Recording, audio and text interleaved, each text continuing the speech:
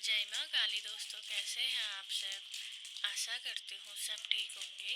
हम लोग भी ठीक हैं।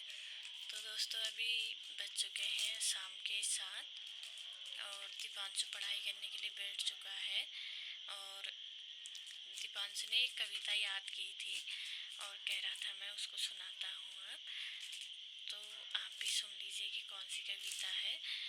कौन सी कविता है दीपांशु? वो पढ़ते जाओ वाली।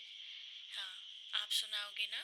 हाँ, आप सुनाओगे। पढ़ते जाओ, पढ़ने से ही ज्ञान मिलेगा, गुरु से विद्या दान मिलेगा। विद्या तो बेकार न होती, पढ़े लिखो की हार न होती। आसमान पर चढ़ते जाओ, सबसे आगे बढ़ते जाओ, पढ़ते जाओ, पढ़ते जाओ। धन्यवाद दोस्तों, बाय बाय।